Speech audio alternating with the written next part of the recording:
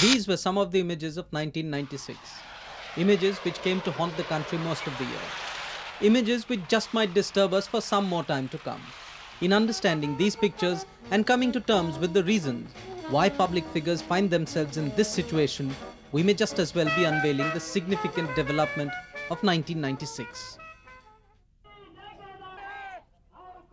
It was a year which could easily be termed the year of the public interest litigation. Almost all the scams that were uncovered were done because of interference and with the direction from the courts. Directions given because of a public intervention in the case. Judiciary only takes notice of a matter which is brought before the judiciary.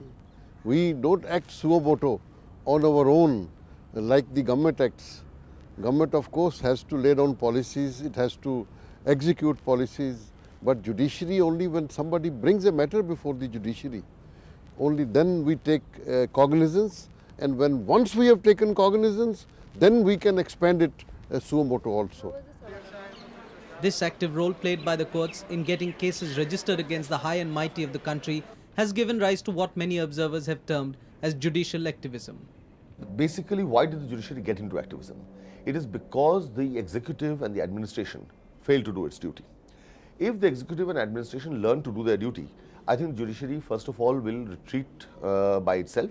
If they don't retreat, they will be forced to retreat. Judiciary is doing its own part. Whatever is assigned to the judiciary under the constitution. There is nothing what we call, we are not doing the job of the government or of the legislature. They are doing their own job. But whatever job has been assigned or entrusted to the judiciary under the constitution, that is being done. Early in the year, it was the Hawala case linked to the infamous Jain diaries, which epitomized this judicial concern. The case, which was being investigated by the Central Bureau of Investigation since 1991, was only given impetus after the Supreme Court began to monitor the progress in the case. The case involved some of the leading political figures from almost all the major political parties, and while certain insinuations were made that some of those allegedly involved had been included out of political vendetta, the Hawala scandal firmly put corruption very high on the national agenda. Given the scale of the aspersions, the political fallout was inevitable. The debris from other corruption-related events were signposts through 1996. This included the Jharkhand Mukti Morcha MP's bribery case, in which the former Prime Minister, Mr. Narasimha Rao, and some of his colleagues were accused of having bribed members of parliament to defeat a no-confidence vote against the Congress government in 1993. But it was the Lakhubhai Pathak case in which the NRI claimed that he was swindled out of $100,000 by self-styled godman Chandraswamy because of assurances given to him by Narasimha Rao and the court's directive to include Mr. Rao as a co-accused, which sent out political tremors. The charges against Chandraswamy brought into focus the links of the self-styled godman and his political mentors. Since then, the sights of the high and the mighty visiting courtrooms have ceased to shock. The year, in fact, had already begun with some former ministers spending time in prison on a variety of criminal cases. But it was the huge amount of cash recovered from the residence of the former telecom minister, Pandit Sukhram, which gave the word scam a new dimension. For many commentators, the charges brought against Mr. Sukhram for possessing wealth disproportionate to his known sources of income symbolized rampant corruption in high places.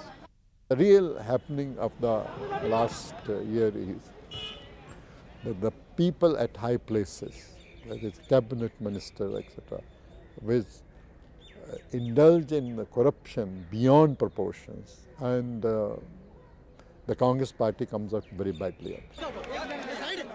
While Mr. Sukhram is out on bail, he was expelled from the Congress party for having declared that the money recovered from his residence was given to him by the party for safekeeping.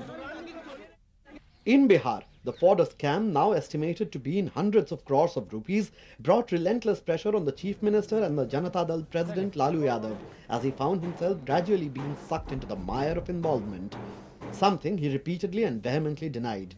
Only 1997 will show whether Lalu Yadav came out unblemished from the murky dealings of the fodder scandal.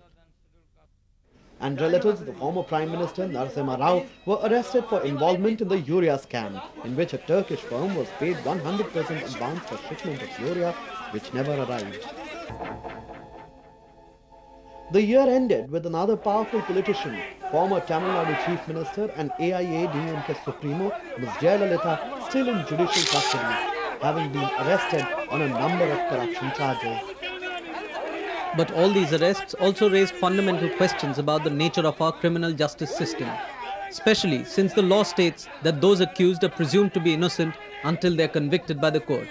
The moot question being asked is whether trial by media had already found these persons guilty. It is the press which puts the news.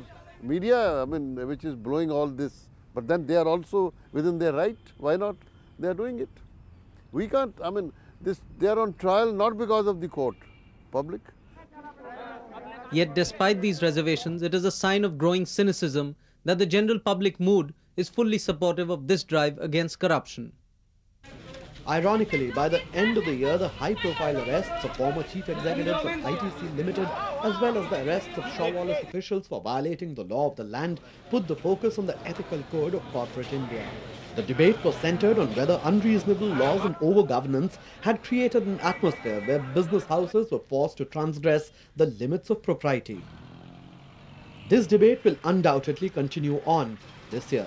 While there may be compelling arguments from both sides, the fact of the matter remains that the raids on these respected business houses of the land did help focus on the truth that corporate India could not hide behind a facade of moral indignation, especially when evidence did point to numerous misdemeanors having been committed.